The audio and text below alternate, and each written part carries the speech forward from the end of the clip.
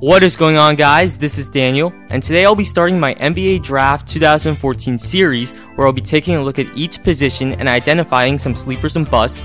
I evaluate players using a system taking into account different attributes of players, and I grade them. And this isn't run-of-the-mill stuff because I'm not afraid of putting guys who might go in the lottery or in the first round who I don't think will be very good, and I'm not afraid of putting them outside of my top 10 positional rankings. Well, these are my rankings, and to give some perspective, last year my highest ranked player was Victor Oladipo, who got a 72. Payton this year is number 6 on my big board, and Joel Embiid is number 1, and he has a ranking of 74. So what I'll be doing in this video is breaking down the top 5 prospects, and because this is a deep point guard class, I think there will be impact players even outside the top 5, so I'll break down those, and guys who I've rated lower the most, and I'll tell you why, so let's get to it. Alfred Payton, most people have him ranked top 20 on their big boards. He's number 6 on mine, and I'll tell you why. He's a great athlete, a big, long point guard who defends, can get players involved, and is very unselfish. A great rebounder for his position. He's not a very good shooter and is a poor free throw shooter, and that's his downside at this point, and he needs to cut back on his turnovers. But in the end, I like the Rajon Rondo comparison, and he should be a great defender from day one. Next is Dante Exum, 18-year-old 6'6" point guard out of Australia, and this guy lit it up in the Nike Hoop Summit in 2013, projected to go top 5 pick.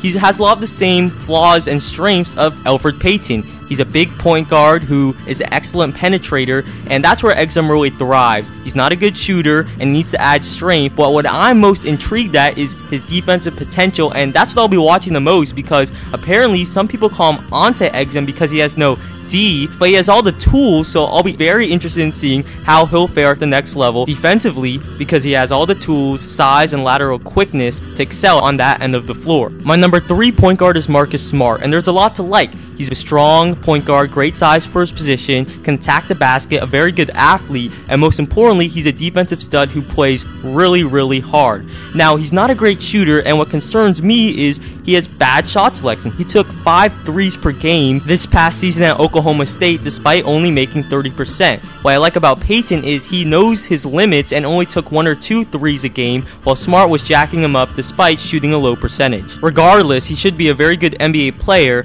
but I don't think he'll be a star like many think he will be. Now, one of my first major sleepers, DeAndre Kane, is projected to go late in the second round, but this guy out of Iowa State is just overlooked because of his age. I understand that's a turnoff for many teams because he'll turn 25 before draft night, but if you overlook that, he's a big, strong point guard who uses his size on defense to absorb mismatches. He'll be able to switch on defense a lot in the NBA, which is very valuable. He attacks the basket, a middle-of-the-road passer and shooter, but there's a lot to like, and I think could be a steal in the second round if he goes to the right team. Shabazz Napier caught the basketball world on fire with his NCAA tournament run with UConn, and he's a great shooter. I think he displayed that in the tournament. Very quick, high basketball IQ, sees the floor well. Now, he's a bit undersized, not the best shot selection. A lot of the shots he makes are long, contested jumpers, which should not bode well in the NBA. But in the end, I like him, and I think he could be a very solid point guard at the next level. On to Brice Cotton, 4-year player out of Providence University. What will immediately catch your eye about this guy is he's very fast and he has a 40-inch vertical. That's very impressive. He gets to the basket, a very good outside shooter, and a solid passer. Now, he's very small, only 6 foot, and he's thin also. He'll have trouble defending at the next level, and he could be overpowered by some of the bigger point guards in the NBA. Right now, he's not projected to be drafted, but I think he could be a scoring plug off the bench, so some teams should take a flyer on him in the second round. Deonte Burton out of Nevada University, he too I think could be a nice player in the second round to draft. An excellent athlete, a great vertical, a very strong player, and also a very good defender, can create his shot and finish around the basket. Why isn't he ranked higher? Well, he's not the best passer, iffy shooter with bad shot selection, but this guy is a freak athlete and I think could be another scoring plug off the bench, and the fact that he can also help your team on defense should interest a lot of teams. But for all the underrated players, there's going to be some overrated players, and I think Tyler Ennis is one of them. He has been overhyped because he was the starting point guard on the team that did not lose any games for much of the year,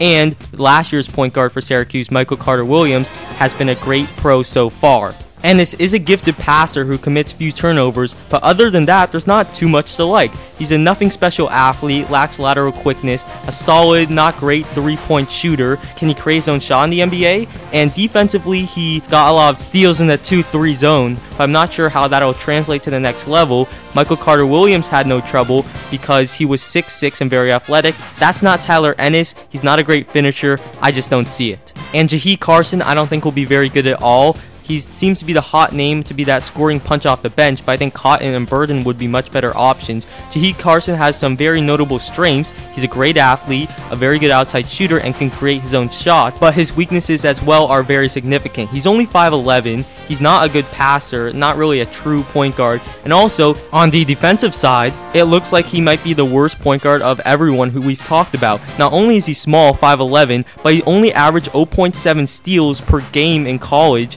and that's very concerning. He should be a defensive liability at the next level. I don't think what he gives on offense is worth it. I wouldn't draft him, but he probably will by some team in the second round. Well, there you have it, guys. Am I opinionated? Yes, but understand my rankings are based off facts and my formula, which successfully predicted Anthony Bennett would be a bust last year as he got a 64. Well, here's one last glimpse of my rankings. Shooting guards is next. That will be coming out within the next few days, and thanks for watching, and see you next time.